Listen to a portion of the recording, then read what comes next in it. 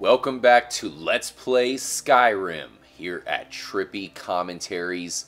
We are on our way to the throat of the world. We still have a little bit of ways to go as we first have to make it to the local town at the foot of the mountain and then start hiking up the mountain in search of some old graybeards who hopefully can teach us about ourselves, as we know we're the Dragonborn. What does that mean? We know we can, I guess, inhale the souls of dragons. Hopefully we can do some other stuff as well. I'm RJ, and because this episode is so epic, we are going to begin the hike up the mountain. I had to bring in Justin, who's a huge fan of Skyrim. You've probably played it even more than I have. And what do you think about this game? Well, hours-wise, probably, but I know you've done a hell of a lot more exploring. I mean, you've been, up and down this game. I'm really excited to see you go up the mountain here. This was really the first memorable task for me, trying to make it up there. You don't know what you're going to encounter, and you really don't have great weaponry. You don't have great armor. Yeah. So it's pretty risky. Yeah, I've been using the bow and arrow a lot lately. Yeah. That's probably our best way to go. Of course, I've invested a lot of perks into it, and holy fuck, we have a saber cat. Not good. These things will kill you immediately. Let's go ahead and get on the other side of this log here. Now, one thing I like to use to my advantage in this game is the, I don't know how to pronounce it. Maybe you can help me. It's like Flame Atronach or something like that. Yeah. Or any one of the Atronachs. I think there's like a golem, an ice golem as well. Yep. Those things are great for, basically distracting all the stronger enemies. And unlike having the partners who just steal your experience, when those guys get kills, that counts as your experience. They do. So, of course, it gives you experience for conjuration and all that. It does. I've used both quite a bit, and they're pretty effective. Sometimes not as effective against harder opponents. Yeah, they just ignore them. Or kill them right away. Exactly. But lucky for us, we can take advantage of the terrain and make this guy look like an idiot and steal, or at least take all of his stuff. That's kind of the whole trick to the game, man. Like, you find the certain angles. It's what I call the Bethesda glitches, like in Fallout as well. You can just kind of get above things and then where they can't attack you, and you get a good vantage point, and it's not as hard as it seems. I know you're playing here on expert level, which I did not, so let's see how much harder it is when you face some of these opponents. Yeah, it's only going to get harder. Yep. Okay, so that's pretty epic right there. That's great. Wow, that's awesome. That's one of the reasons why this game is, in my opinion, a candidate for the best game of all time. It's just so dense and so deep. Yep. I've mentioned a couple times in this playthrough, Justino, that it's basically the glitches that kind of keep this game from reaching that pinnacle. But it's still great nonetheless. I do tend to get lost in areas like this as we are trying to make our way over to that city. We're not exactly heading straight towards it, but this damn mountain's in the way, so we'll just go right around. What do you think about this game? You've beaten it. Oh my goodness, where can you begin, really? Yeah. This is my favorite RPG of all time. When it came out, I remember the hype, and you, Mike, and myself, all from the Trippy crew, we were there the night it came out. Midnight release. Oh, it was just great. I mean, going through that first scene when you're escaping the Imperials and you're rescued, and which you pretty much just went through recently. We're only at a level 11, so we still have a lot of work to put in here. I mean, the whole storyline, it's really so open-ended, but the way I followed the storyline when I first played it, I waited to explore until later. So I would like to play it again and explore first and go places I never went, because there's areas of the map that there probably wasn't much there. And I was focused on getting the missions done, but that's just how I tackle some games. Yep. Yeah, I actually remember Mike had that same exact game plan. He was kind of rocketing through the game. I was taking my time and just exploring stuff, but that's cool. That's of course all of the different ways to play it. And we've come across Mr. Bear over here. No doubt. And plus, some of the places are hard to get to. Saber cat, I'm sorry. Yeah, when you're a lower level, you're level 10 or 20, you can't go all the way to the west. It's hard to get to some of these places because the opponents are too difficult. So sometimes it's better to wait, and I would wait until I was level 30 or 40 when I know I could go into a dungeon and kick ass, whereas before, it was a struggle. Okay, we have this thing right on our ass. He is trying to kill us. Damn it. We don't have the best, really, walls or leverage here to take advantage of. Yeah. So we're going to have to find a good place to get him. Damn, unfortunately, our magic is really not all that powerful as of right now. So our best bet is to use the bow and arrow. One thing that's kind of annoying is once you do get a good place to shoot them from, a lot of times they just start running in the opposite direction. Right. There he goes. They're also known to climb the rocks and such, so you're not always safe if you're trying to get that, you know, vantage point that we were talking about. This would be a perfect point for the flame atronarch. I would love to have one, but unfortunately we don't have one yet. I think what we're going to do is go to the Winterhold area, the college, and I think you can buy it there. So as soon as we get done climbing up the mountain to the throat of the world, I think that'll be our next stop. That's a great idea. Winterhold was my personal favorite area of the game. Just the missions there, and I went back and played my character for the first time in a while, and that's where my guy left off, and I was just looking at the atmosphere around it, the way it's kind of, you know, isolated over that one bridge. It's amazing. It's just the most amazing graphics I've probably seen. It's hard to top this game. It reminds me of like a Harry Potter kind of atmosphere. To me, it's a total Lord of the Rings, you know, tribute. Obviously, they're pulling from many, you know, sources, but at the heart of it, it's a Lord of the Rings feel to me, and that really strikes home with me because I love the book so much. And of course, the Elvish, you know, the link between both stories. Yeah, I noticed a lot of the gear in Lord of the Rings is so similar to this. The dwarven armor, the elfish armor, especially the elfish armor, looks exactly like it does in the Lord of the Rings. Okay, let's make sure we're going the right way. Ivarstead in this direction.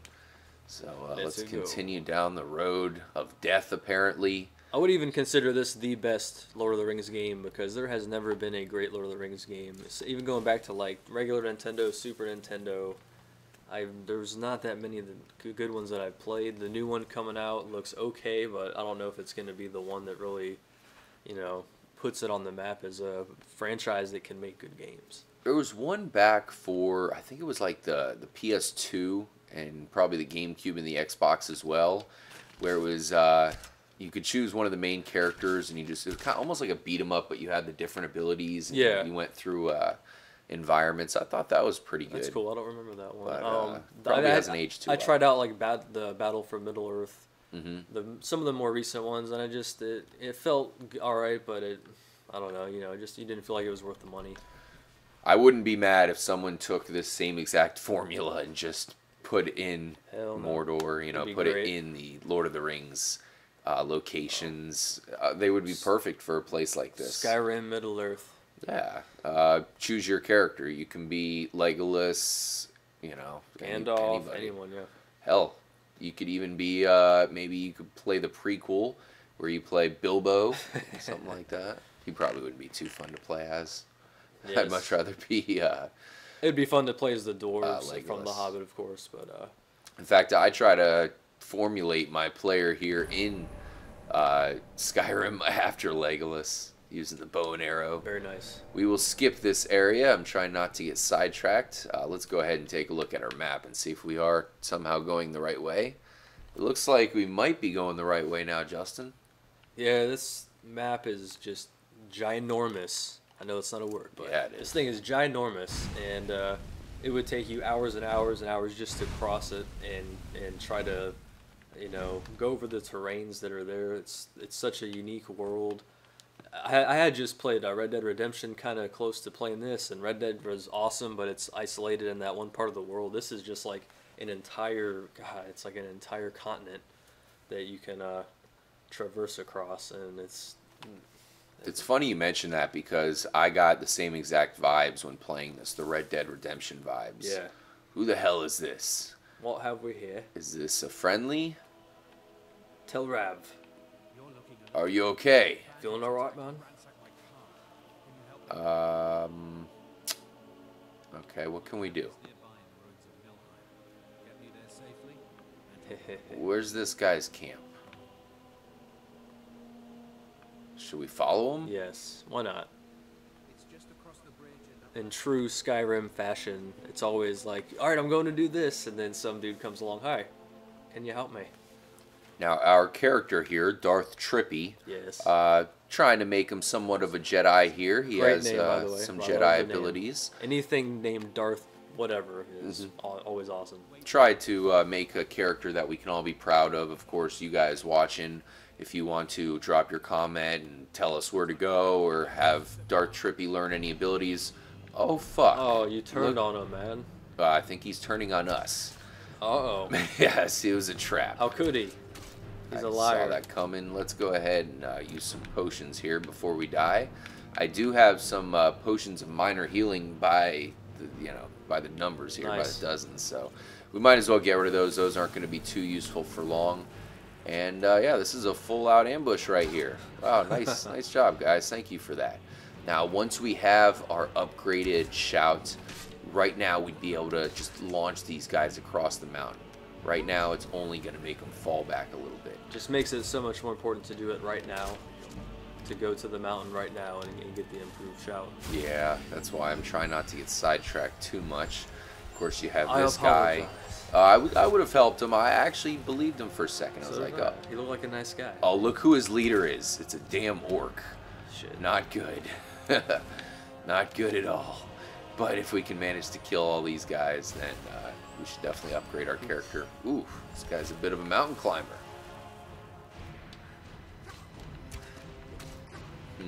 Uh-oh. Follow us over here if you dare. Battle at the waterfall. We really need to upgrade Darth Trippy. That we do. But like you said earlier, every little thing you do almost in this game, you're upgrading something. You're upgrading sneak or Even when you get hit, you're upgrading your armor. Bam, yeah. Any magic, the healing is really a great way to improve your. Doing the healing magic is really a great way to improve that stat very quickly. That's one of the reasons why I'm being so heavy with the bow and arrow. Apologize a little bit, guys, for being so bow and arrow heavy at the beginning of the game, but I just like to upgrade it. It's just one of those things that could save your ass when you're facing a dragon. Once you have this thing fully evolved, you know, you have all of the perks unlocked. You can destroy a dragon. Yes. It's not that hard, absolutely, once you get about level 50 or so. And Well before that, not, but like with a normal bow and you're just tearing them up. it is not easy to fight a dragon, of course, you know, hand-to-hand confrontation or with a sword or something like that. No way. That could become very dangerous as they have a knack of killing you immediately in like one swift bite. And this was one of the best games for using a bow. I can't really remember many other games that I was that impressed with the structure of how the bow was shot and everything, and how realistic it was, and the aiming especially. My favorite game with the bow and arrow, hopefully some of you guys listening can relate to this, but the original Turok for the Nintendo 64. Yes, sir. It had a special weapon. I'm not even sure. I remember it took a while to unlock it. It was called like the well, it was a bow and arrow, but eventually you get the tech arrows, which were explosive arrows, and The Rambo arrows, yeah, destroyed the dinosaurs. And I remember doing playthroughs of that game just using bow and arrow only. That's how much I love it. Man. That said, I think we are missing explosive arrows here in Skyrim. That's a big, you know, missing aspect. Yeah. That would be pretty damn Good call. sweet.